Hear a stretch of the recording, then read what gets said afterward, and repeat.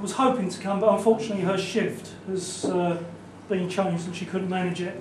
So she's asked to be remembered to you and wishes you a happy retirement. Pippa Wells from CERN has apologised for not being able to get here, but she says that she really appreciated Brian's expertise over the year. His skills and talent made a big contribution to the success of Opal and Atlas. He also made sure I was fully educated on the diverse topics such as bananas, hummingbird moths and the difficulties of the homeless. So she sends best wishes and happy retirement. And that's about it for now. Bruce Kennedy unfortunately can't make it either. He's been delayed, and there are a few other messages which are printed in the card. There's a few pictures to go through, but before we do that, Mark,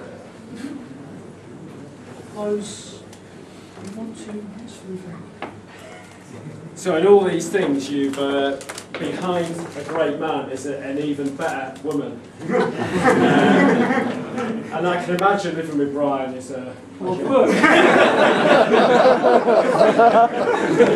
talks of moths, various other things. But Yvonne, this is for you.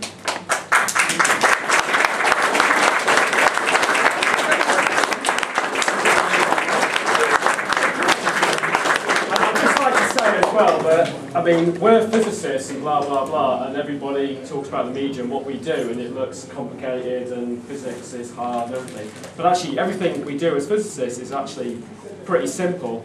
And in order to actually do that, is people like Brian, Derek, Janet, Gordon, everybody around us who actually makes these detectors and builds these things, which is actually the hard thing. Actually, just the data coming out of it and analysing and publishing papers is actually easy. And so it's people, you know, around us, the technicians, who really make these things happen and actually make this science happen. And it's just so important. And it's a real shame that you look at now at the moment that we don't have this, for instance, this technician scheme and apprenticeship scheme coming through, and this great generation of, you know, technicians and engineers who produce so much science is dwindling. So I'd actually a plea, actually, this sort of multi-political thing, that it'd be nice if this thing continued, and the fact that everybody is here celebrating your great work is just, it's wonderful. And everything you've done and all the physics we do is down to technical expertise and not us. We just bullshit.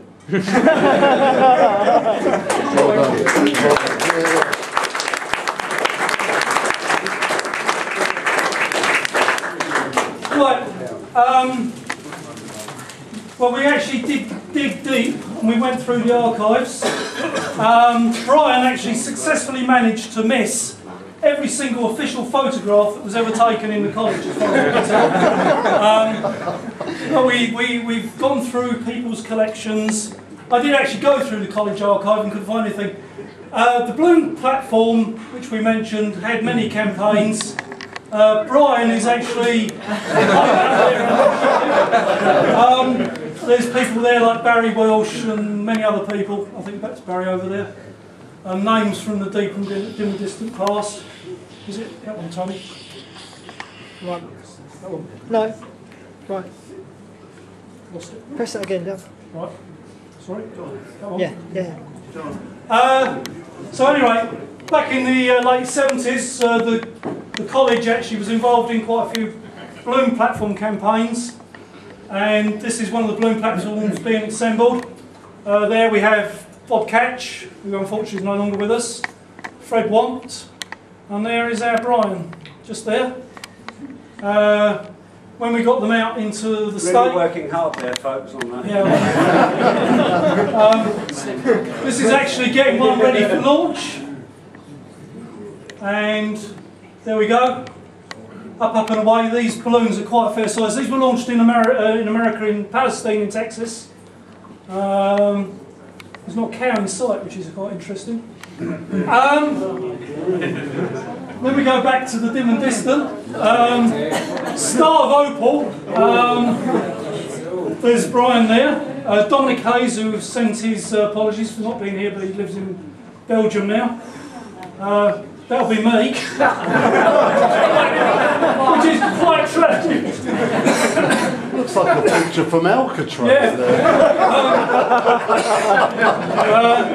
Quite a few other famous people. Andy Lambus, who again, unfortunately can't be with us, and our humble leader at the time, which was Dave Miller, who's there. Peter Sherwood, who's still at CERN. Peter Clark, who's up in Edinburgh.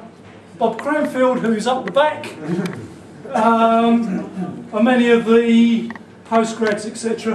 A couple of people interloping down here. Jenny Thomas, who was on Minos, just got updated for Minos, and Paul Dervin, who's now was in Sheffield. So there's a few faces from the past. This is the platform where Brian burst the orange, where we were actually laying. Well, this thing was quite scary because it was just wedged into a big circular drum and held there by gravity. And this was a chamber poster which was presented in Vienna. Some other absent friends, Dominic Hayes working on the detector at the front end just before close-up. Dick Kellogg, who's with us today, who came from CERN, and I'm not sure who this is, but I have a horrible feeling that might be me. No, I don't recognise the t-shirt. No, probably not. So this was one of our other wonderful places we worked, which was the mini beta cantilever where the forward detector was hung. We had cables along here. Andy Lambus with a bit more hair than he's got now. Brian. With about the same amount. And then again, Peter Sherwood in the background. Brian working on detector somewhere. That's Brian and myself doing cabling on the patch panel, which there were a lot of. There we go. The gruesome twosome. Very pleased with ourselves for some reason. And there I think we've got someone who was very relieved about something. And that's a story in its own right, but carry on. Men in green suits, you can see what I mean. And there's Brian again sorting out cables on the front. And there we are, probably deep in thought, thinking about long and happy retirement. So, This class is 25 years ago, though. yeah, it is. You were talking about early retirement. So that's it for me. Brian is now going to say a few words, I'm sure. And after that, as far as I know, we can eat the food, which is in the back room. So.